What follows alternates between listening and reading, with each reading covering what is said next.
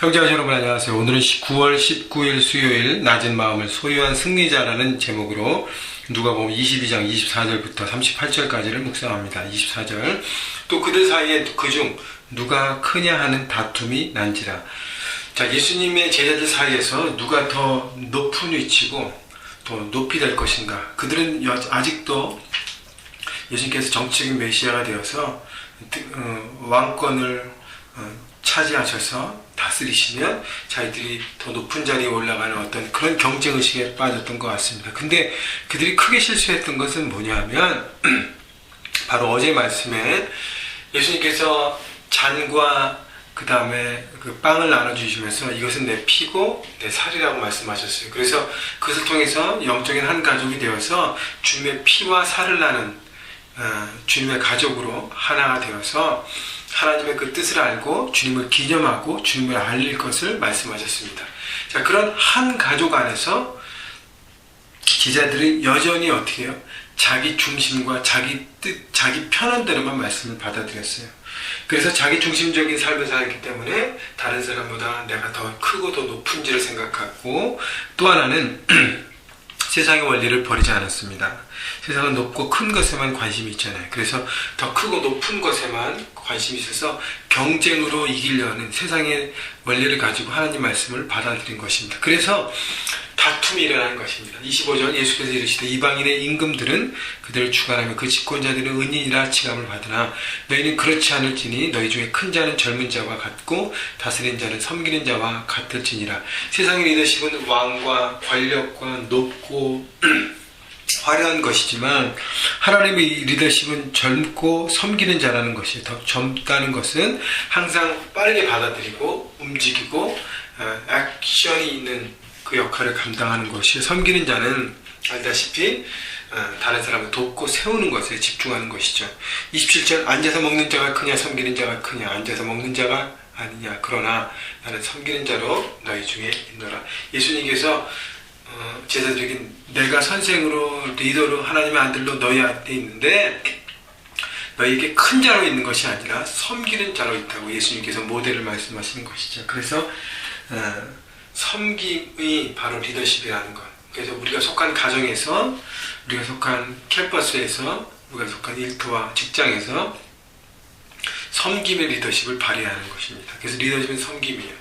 내가 더 높아지려고 어떤 내 힘을 가지고 끌어내는 것이 아니라 내가 사랑과 섬김으로 영혼을 품고 세우고 한 사람 한 사람을 정말 갈급한 마음으로 바라보면서 그들이 온전히 설 때까지 계속 기도하고 중보하고 세워주는 것. 그것이 바로 끊임없는 주님의 섬기 리더십 우리에게 보여주는 것입니다. 28절 너희는 나의 모든 시험 중에 항상 나와 함께한 자들인즉 내 아버지께서 나라를 내게 맡기신 것 같이 나도 너희에게 맡겨 너희는 내 나라에 있어 내 상에서 먹고 마시며 또는 보좌에 앉아 이스라엘 12지파를 다스리게 하려 하노라.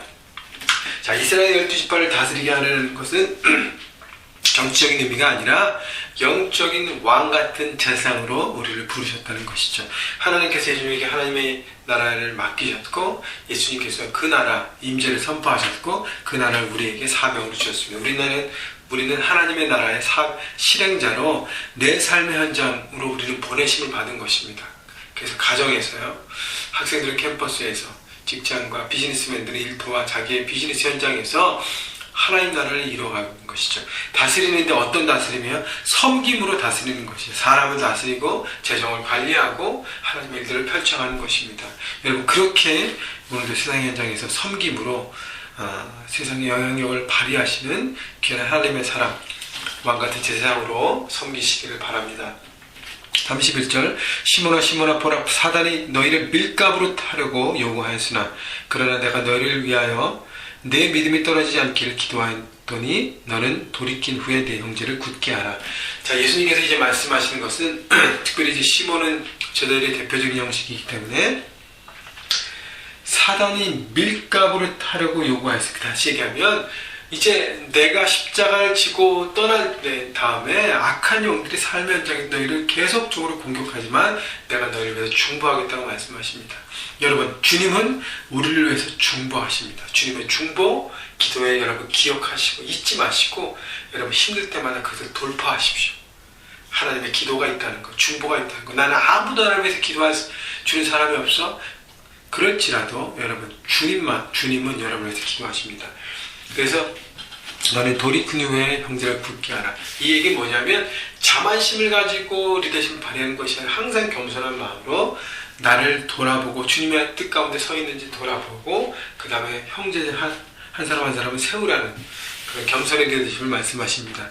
그때 베드로가 그러죠. 그가 말하되 주여 내가 주와 함께 오게도 죽는데도 가기를 각오하였나이다. 이르시되 베드로야 내가 내게 말하노니 오늘 닭 울기 전에 내가 3번 나를 모른다 부인하리라 하시더라.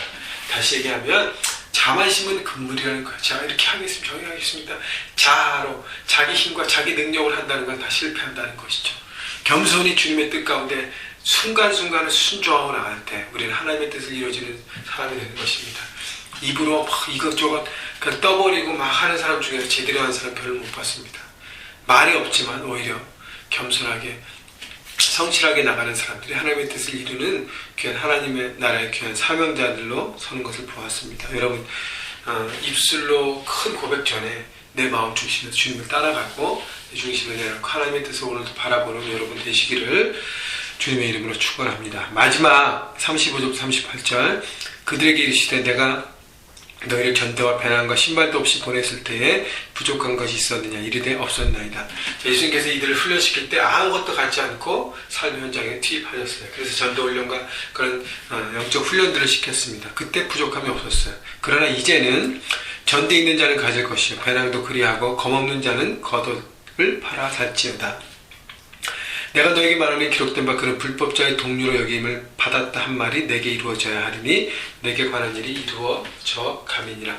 예수님께서 강도들과 함께 십자가에 달리셔서 똑같은 죄인의 취급을 받으시고 죽으셨다는 거 예언도 이루어진다는 것이죠. 결국 십자가 가까이 왔는데 이제는 너희가 나와 함께 있을 때는 아무것도 없이 달려갔지만 세상 현장에 이제는 내가 떠나기 때문에 이제 너희에게 모든 것이 맡겨져 있기 때문에 준비하고 무장하고 철저하게 해서 삶의 현장에서 이기라는 것입니다. 물리적인 검이 아니라 영적인 성령의 검을 가지고 말씀을 가지고 삶의 현장에서 영적 전쟁을 일으킬 때 십자가에 승리하신 주님의 능력으로 오늘도 승리할 수 있는 것입니다. 여러분 삶의 현장에서 많은 문제들 오늘 좀 만나지 않습니까? 여러분 기죽지 마시고 포기하지 마십시오. 주의 이름을 가지고 달려가셔서 오늘도 돌파하시고 승리하셔서 악한 영의 괴계를 파하고 관계를 깨게 하고 물질과 상황 때문에 묶이게 하는 악한 영들을 파하셔서 오늘도 승리하시고 한 사람 한 사람을 세우셔서 건져내시는 여러분 모두가 되시기를 주님의 이름으로 축복하고 축복합니다.